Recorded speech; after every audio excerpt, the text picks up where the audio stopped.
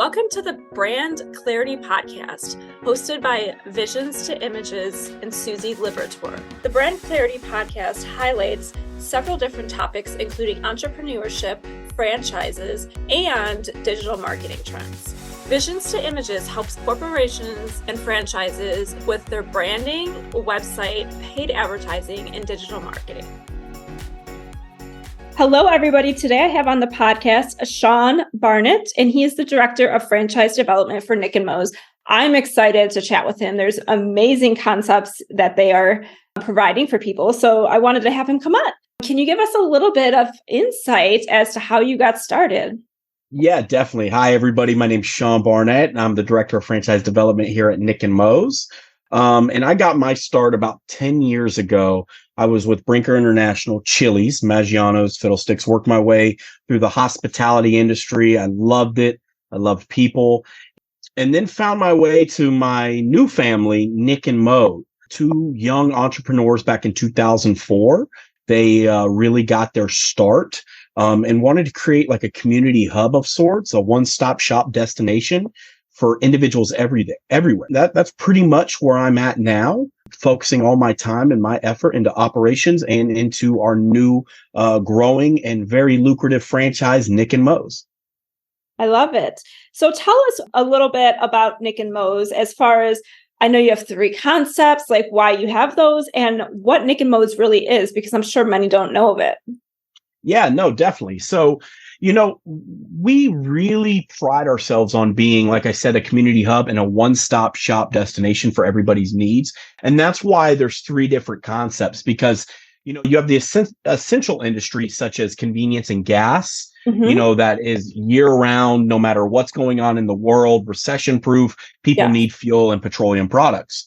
And then the more you add on to that, the more revenue you can generate. So our Nick & Mo's famous fried chicken, for instance. Not only is it a fast, fresh product in the C-store industry, fresh, never frozen chicken, our own secret blend of spices. I always like to tell people that if the Colonel had our recipe, he'd be a general. That's what I like to tell people. We do that because it amplifies the in-store volume as well. It gives people another thing to attach themselves to where they're not coming for just gas. And then we have another concept, our Nick & Mo's liquor. Being an essential business, as we all saw through COVID, places were shutting their doors, restaurants were closing down, liquor stores were closing down. The world stopped. Nick & Mo's did not stop. We did not miss a beat. Being essential industry, we were able to keep our doors open and the lines full and still give back value and competitive pricing to the community, and to the families inside those communities. So the Nick & Mo's liquor store also amplifies your generated revenue as well. So we take those 3 concepts and add them together to truly create a recession-proof industry. That's amazing. I love it. Yeah, I don't like talking about COVID these days much anymore. But back then it was insane how much stuff was happening, right? And so I love that it's recession-proof. That's so important and so huge. But I also like that it's so unique. Like whenever I go to gas stations, especially when I'm traveling or something, like going in there and having that feel of community and making sure that it's large and it's safe and they have all of these great things, but also the unique chicken that sounds delicious, right? And so I'm sure people just come for the chicken. And they do. And that's something that's been eye-opening to us. Yes. And anywhere from, our smallest location generates about $500,000 a year in generated revenue, up to our larger locations that do about $1.2 million a year in just the chicken aspect. I mean, we have, people that are food enthusiasts, food critics, everybody in between coming just for the fried chicken, not even so much the gas or the bottled sodas or chips or those other commodity or convenience store goods. They're actually coming, and we've created something that's actually a food destination. And I think that's extremely, I don't want to sound braggadocious or anything, but that's something that we really wanted to happen. And it's been a long journey and we created it. Amazing. Well, congratulations on creating that journey. Sounds amazing. What have you done that has been successful for your marketing or your business? Biggest thing, and it's our community give back. That's honestly the biggest piece to this puzzle, is what we do for the community. Especially nowadays, times are a lot different than they were 10, 15 years ago. cost of goods are a lot more expensive. Yes. Those commodity items are going up and up and up in price. And we always, every year, put on a massive event where we just give back to the community. We get all of our vendors and all of our partners involved to be able to give out sodas and gifts and toys and everything else to the community.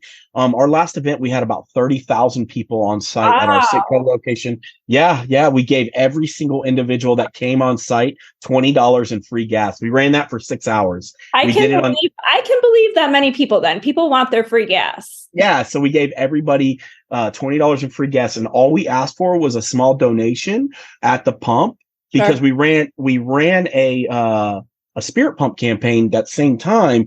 3 cents off every gallon of gas pumped went back to 8 schools and charities that we had attached to those dispensers.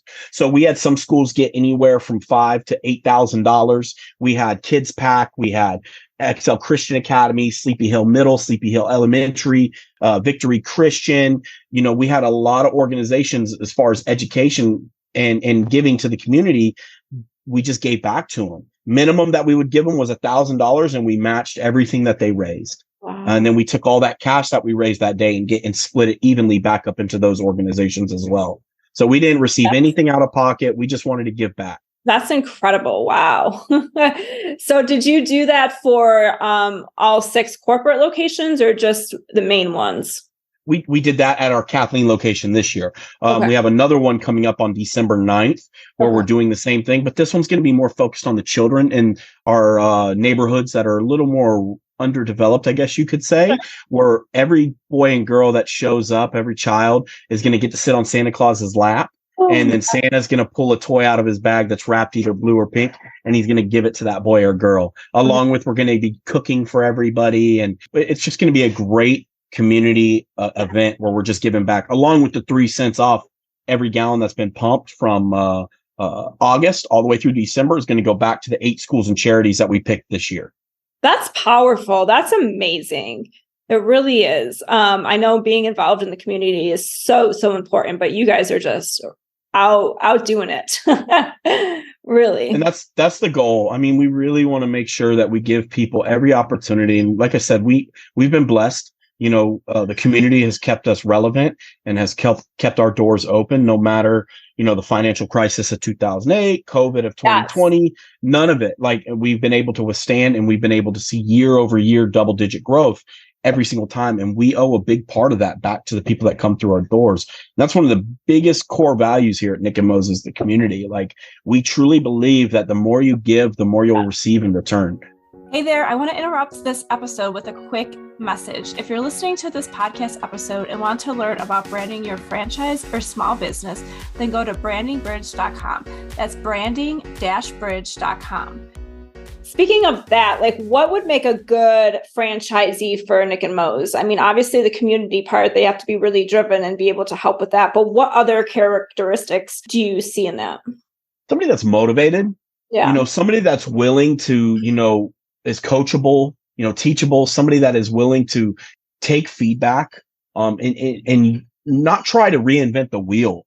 Sure. We have a very strong operational manual and a very strong vendor relationship to where we can give anybody, experience-based or not, so they could have no experience in the industry and literally drop it in their hands, in their lap, and show them the right way, and they can be successful and compete with these large powerhouse brands out there, such as the 7-Elevens, the Circle Ks, yes. The Wawas, which we all know are on every street corner around America. With the Nick and Mose brand, we can really give you a fighting chance and give you that piece of American dream to where you can get some financial stability.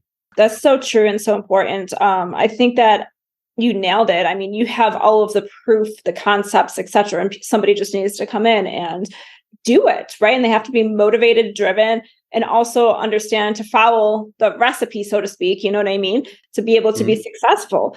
And I'm sure you have all of the trainings and the tools for them that they need to be successful. That's one of the things that I truly love about franchising is that people build upon it and they're there for their franchisees, really being able to help them with training and growth, marketing, etc. Because as you told me earlier, you've made all of the mistakes and they don't have to now.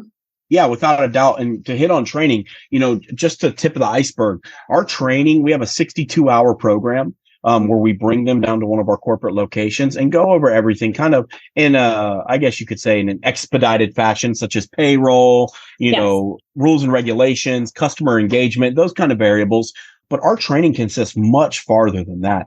From the time they sign or we award a franchisee a franchise, our training starts, such as site selection, site survey, business analysis, lending options, vendor relationships, vendor partnerships, floor layout, everything in between, from pre-opening, pre-closing through the entire length of the franchise agreement, from margin control, business analysis, monthly metrics, everything. We're there every step of the way. And that's something we're never going to lose sight of, no matter how large we get, because like I said, those mistakes are there. It's going to be a learning opportunity. There's going to be curves thrown in there, and we're there to catch those curveballs so you don't have to be that safety net of sorts. Absolutely. I love that. I mean, when I think about franchising, if I'm my own company, so when I started from the ground, from nothing and then going up, like, it's totally different than when you have a franchise where you have all that support and all of that built up. Whereas I'm just going in cold, like, hey, I don't have nothing built. I have to create everything. So it's amazing that franchise industries are able to support them and have that so that they can be an entrepreneur and be their own boss while being able to have that success and growth. So that's amazing. Okay, my next question for you then is, what is your number one tip that you would give somebody if they wanted to come into the franchise industry? Be open-minded. Yeah. Be open-minded and don't try to reinvent the wheel. The tools that are in place, they're in place for a reason. Absolutely. And, I can really only speak from our franchise's perspective, but they're in place for a reason. The success is gauged on, from what I've learned, AUV and, most companies, item 19s. We have a very strong item 19. Our 6 locations gross, our gross revenue was around a little north of $60 million between 6 locations. That seems very strong to me. Our AUV was somewhere in the realm of $10 million per unit. Those are numbers that can really create some financial freedom in people's lives, especially nowadays when the American dream and the opportunities are harder and harder to find. We're willing to share this and want to share it with the world. All I suggest is that don't try and reinvent anything. Follow the tools, follow the procedures, and be receptive to feedback. Yeah, I think being receptive to feedback is so important, especially like some generations people aren't really open to that feedback as well. Mm-hmm. And sometimes people can get in their own heads and want to do things their way. And it gets very hard to get out of that place. So I love it. Do you have anything else you want to talk about? Yeah, I just want to say once again, hi guys, I'm Sean Barnett. I'm here for the Nick and Mo's brand, and we're here to stay, and we're here to create opportunities for young entrepreneurs, older entrepreneurs, any entrepreneur that really wants their piece of the American dream. Where are you looking to build next? Anywhere. There is the thing about this industry is there is no such thing as a hot market, because as long as there's cars going down the road, as long as you have a territory in mind, we can make it a hot market. Based on our core values and based on our previous experiences, we can turn any demographic or any market into a hot market. I really hope that people are wanting to inquire. And even if they want to just get some information, please visit our website at www.nickandmos.com, or feel free to reach out to me. My name's Sean Barnett. My phone number is 863-701-6064. I'm willing to open up my phone to anybody that's looking to inquire about how to become financially stable. Perfect. Thank you so much.